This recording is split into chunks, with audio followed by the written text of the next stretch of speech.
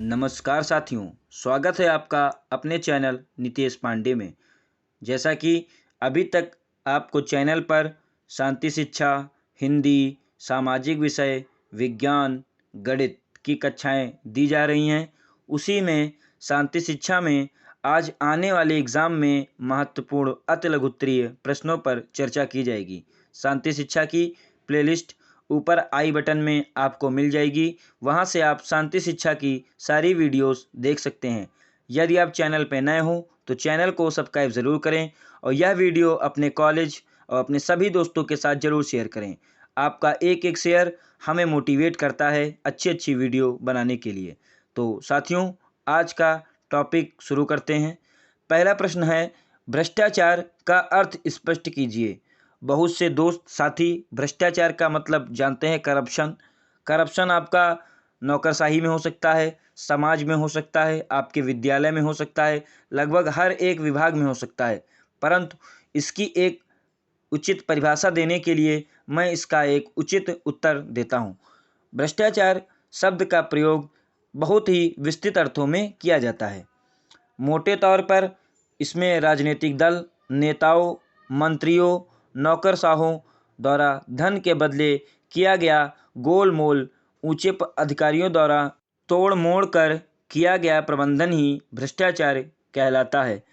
दूसरे शब्दों में, पुलिस या अन्य अधिकारियों द्वारा आपसे किसी कार्य को करवाने के लिए या करने के लिए घूस लेना, पढ़े लिखे व्यक्तियों द्वारा कानून तोड़ना आदि सम्मिलित हैं। चित्त लाभ का अर्थ भ्रष्ट साधनों द्वारा नियमों को तोड़कर लाभ उठाना ही है।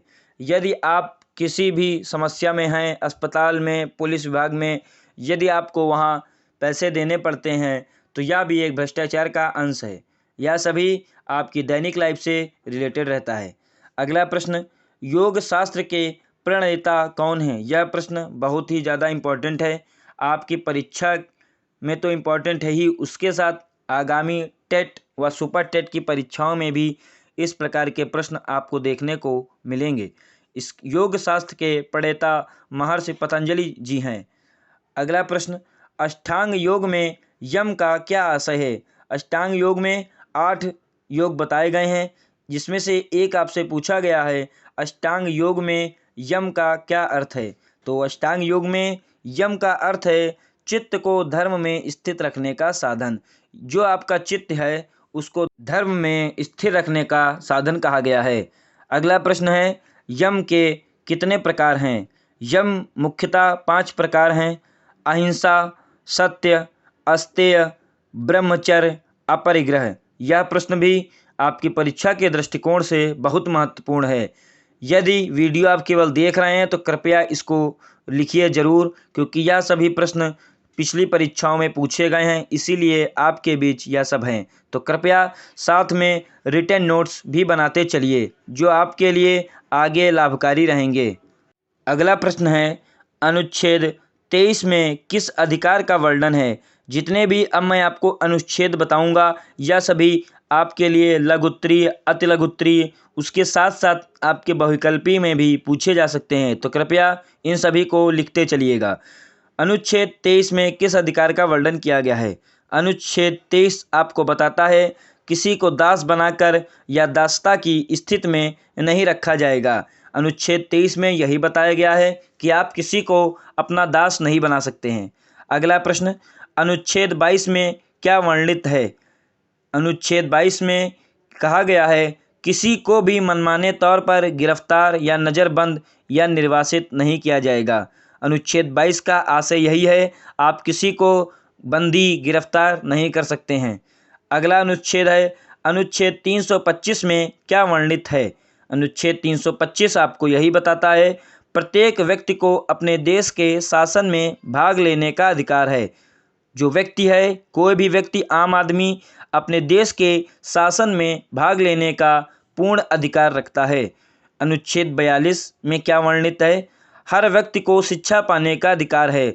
यह अनुच्छेद काफ़ी ज़्यादा इम्पोर्टेंट है। आपके इस विषय को साथ साथ अलग विषय में भी यह प्रश्न पूछा जाता है कि शिक्षा का अधिकार किस अनुच्छेद में वर्णित है। तो आपको अनुच्छेद 42 पे टिक लगाना है, आपका उत्तर सही माना जाएगा।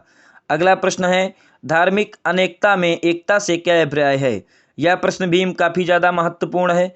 भारत विभिन्न धर्मों की जन्मस्थली है। यहाँ सभी धर्मों के पवित्र तीर्थ स्थान हैं।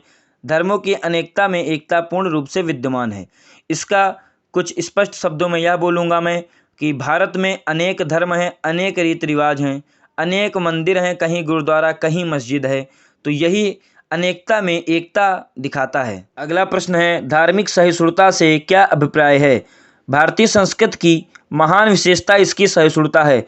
यहाँ हिंदू, मुसलमान, सिख, बौद्ध, जैन एवं ईसाई सभी अपनी विशेषताएं बनाए हुए हैं। इस प्रश्न में सहिष्णुता का वर्ड जो लिया गया है, इसमें आपको यही बताना है, क्या हिंदू हो, क्या मुसलमान भाई हो, सिख हो, ईसाई हो, सभी की अपने धर्म की अलग अलग विशेषताएं होती हैं। इसलिए भारत को धार्मिक सहिष्णु देश भी कहा गया है। अगला प्रश्न है काफ़ी ज़्यादा इम्पोर्टेंट, संयुक्त राष्ट्र सुरक्षा परिषद क्या है। यह प्रश्न भी पिछली परीक्षाओं में पूछा गया है, कृपया इसको लिख लें।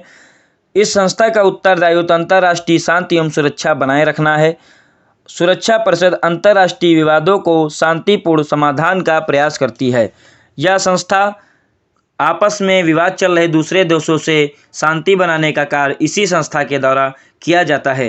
यदि वीडियो पसंद आ रही हो तो चैनल को सब्सक्राइब ज़रूर करें। अगला प्रश्न है आपका, यह प्रश्न 2016 की परीक्षा में पूछा भी गया है, साइबर बुलिंग का क्या अर्थ है। साइबर बुलिंग का अर्थ है किसी बच्चे या वयस्क को किसी अन्य बच्चे या वयस्क द्वारा इंटरनेट या मोबाइल का प्रयोग कर प्रताड़ित या मानसिक रूप से परेशान किया जाना। इसका बाल मस्तिष्क पर गहरा प्रभाव पड़ता है और यह उन्हें नकारात्मक बना देता है। इसका तात्पर्य मैं आपको यह समझाऊंगा। साइबर बुलिंग वही है यदि आप किसी व्यक्ति विशेष को उसके फेसबुक अकाउंट, व्हाट्सएप अकाउंट पर कुछ अपशब्द बोलते हैं या उसे कोई निगेटिविटी चीज़ें भेजते हैं जिससे उसका मस्तिष्क में प्रॉब्लम आती है और वह नकारात्मक सोचने लगता है, जिससे उसके मस्तिष्क पर गहरा प्रभाव पड़ता है। यही आपका साइबर बुलिंग कहलाता है। अगला प्रश्न बहुत ही ज़्यादा इंपॉर्टेंट है साथियों, इसको ज़रूर आप लिख लीजिएगा। ये 8 योग आप पेपर में याद करके जाइएगा, ये परीक्षा में कहीं ना कहीं आपको 100% मिलेंगे ज़रूर। अष्टांग योग किसे कहते हैं। अष्टांग योग योग सूत्र में बताए गए हैं। योग के 8 अंग होते हैं। योग करने के 8 अंग होते हैं।